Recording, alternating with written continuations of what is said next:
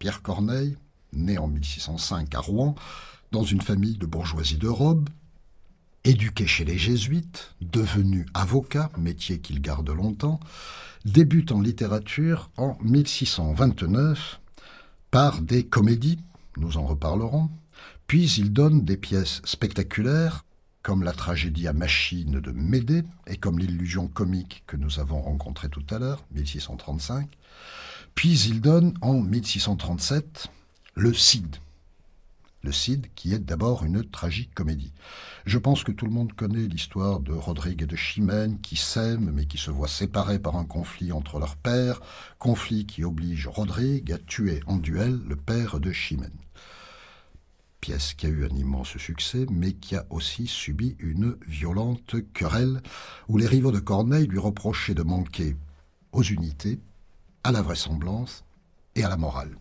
Car si tout le monde connaît l'histoire, vous savez que, après toutes sortes d'exploits, Rodrigue, à la fin, entend le roi lui dire qu'un jour, laisse faire le temps, ta vaillance est ton roi, il pourra peut-être épouser Chimène. Et les critiques de Corneille lui disaient qu'il était absolument odieux, que Chimène aime toujours le meurtrier de son père, que c'était immoral, et qu'il était absolument odieux que le roi, pour récompenser Rodrigue de ses services, lui promette la main de Chimène. Les choix esthétiques engageaient donc des choix de morale et de politique. Dans la suite de sa carrière, Corneille a retouché sa pièce pour la rendre plus conforme aux unités, et il l'a appelée tragédie, et puis il a donné toute une série de tragédies régulières, Horace en 1640, Cinna en 1642, Polyeucte en 1643, la mort de Pompée en 1644, la liste serait trop longue. Il y a chez Corneille une grande diversité d'inventions, mais il y a bien chez lui aussi construction d'un monde tragique, caractérisé dès le Cid par la figure du héros chevaleresque, du héros aristocratique, du héros pris entre des idéaux contradictoires. Par exemple, Rodrigue, pris entre l'honneur familial, qui l'oblige à affronter en duel le père de celle qu'il aime, et cet amour même. Pierre Corneille, le Cid. Scène 5, Don Diègue, Don Rodrigue. Don Diègue. Rodrigue, as-tu du cœur? Don Rodrigue. Tout autre que mon père l'éprouverait sur l'heure. Agréable colère, digne ressentiment à ma douleur bien doux. Je reconnais mon sang à ce noble coup. Ma jeunesse revit en cette ardeur si prompte.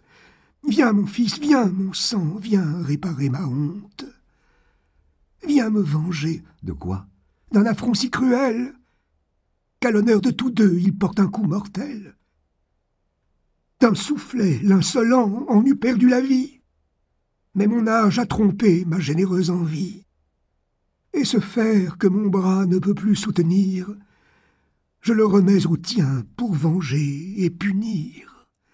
Va contre un arrogant éprouver ton courage. Ce n'est que dans le sang qu'on lave un tel outrage. Meurs ou tue, au surplus, pour ne te point flatter. Je te donne à combattre un homme à redouter. Je l'ai vu tout couvert de sang et de poussière, porté par tous les froids dans une armée entière. J'ai vu par sa valeur 100 escadrons rompus. Et pour t'en dire encore quelque chose de plus que brave soldat, plus que grand capitaine, c'est, de grâce achevée, le père de Chimène. Ne réplique point, je connais ton amour. Mais qui peut vivre infâme est indigne du jour. Plus l'offenseur est cher et plus grande est l'offense. Enfin, tu sais l'affront et tu tiens la vengeance. Je ne te dis plus rien, venge-moi, venge-toi.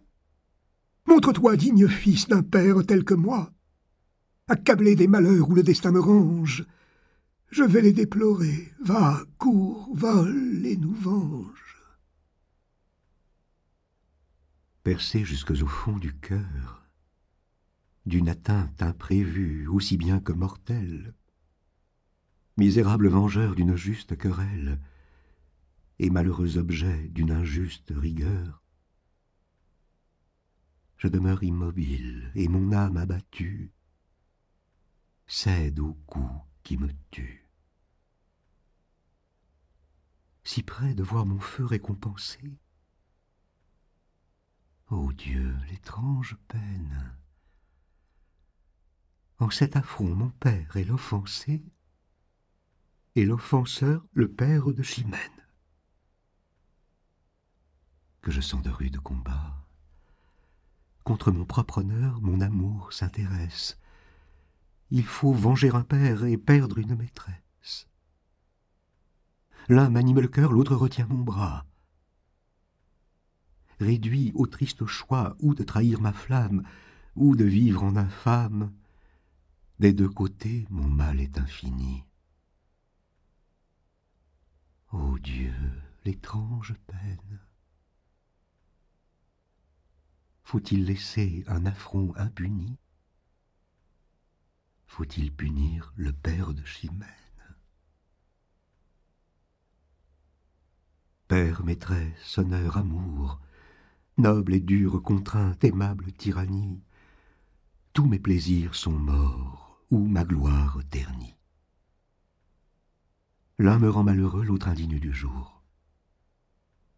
Cher et cruel espoir d'une âme généreuse, mais ensemble amoureuse, digne ennemi de mon plus grand bonheur, fer qui cause ma peine, m'es-tu donné pour venger mon honneur? M'es-tu donné pour perdre ma Chimène? Il vaut mieux courir au trépas. Je dois à ma maîtresse aussi bien qu'à mon père. J'attire en me vengeant sa haine et sa colère. J'attire ses mépris en ne me vengeant pas. À mon plus doux espoir, l'un me rend infidèle et l'autre indigne d'elle. Mon mal augmente à le vouloir guérir. Tout redouble ma peine. Allons, mon âme, mais puisqu'il faut mourir, mourons du moins sans offenser Chimène. Mourir sans tirer ma raison. Rechercher un trépas si mortel à ma gloire. Endurer que l'Espagne impute à ma mémoire d'avoir mal soutenu l'honneur de ma maison. Respecter un amour dont mon âme égarée voit la perte assurée. N'écoutons plus ce pensée suborneur qui ne sert qu'à ma peine. Allons, mon bras, sauvons du moins l'honneur, puisqu'après tout, il faut perdre Chimène. Oui, mon esprit s'était déçu. Je dois tout à mon père avant qu'à ma maîtresse. Que je meure au combat ou meure de tristesse, je rendrai mon sang pur, comme je l'ai reçu. Je m'accuse déjà de trop de négligence. Courons à la vengeance. Et tout honte d'avoir tant balancé, ne soyons plus en peine, puisqu'aujourd'hui mon père est l'offensé, si l'offenseur est père de Chimène. Au-delà d'un simple conflit entre l'amour et le devoir, il s'agit bien de deux idéaux, passion de la gloire chevaleresque, y compris parce que le chevalier se doit d'être digne de la dame qu'il aime. Et dans nombre d'autres tragédies cornéliennes, les héros sont des aristocrates pris dans de tels dilemmes et souvent confrontés à des souverains qu'ils se font un devoir de servir, mais qui, eux, suivent la raison d'État. Dans les premières tragédies, les héros de Corneille trouvent le moyen de dépasser cette contradiction. C'est ce que fait Rodrigue par ses exploits. Mais dans des pièces plus tardives, comme en 1651 Nicomède, ou dans sa toute dernière tragédie en 1674, Suréna, les héros n'arrivent plus à dépasser cette contradiction et sont obligés de se sacrifier. Ainsi, la tragédie cornélienne a une forte dimension politique, et ces sujets, qu'en général ils tirent de l'histoire romaine, mettent en avant des personnages qui peuvent, dans ces tensions politiques extrêmes, susciter un sentiment d'étonnement devant leur attitude exceptionnelle. Et chez Corneille, plus que la crainte et la pitié de la catharsis traditionnelle, ce qui est le plus sensible, c'est l'étonnement, c'est, au sens premier de ce terme, l'admiration, admirari, c'est s'étonner. Cette esthétique de l'admiration et ses choix de sujets très politiques conduisent Corneille à déployer une poésie dramatique éloquente. Corneille est un maître de l'éloquence dans les propos politiques.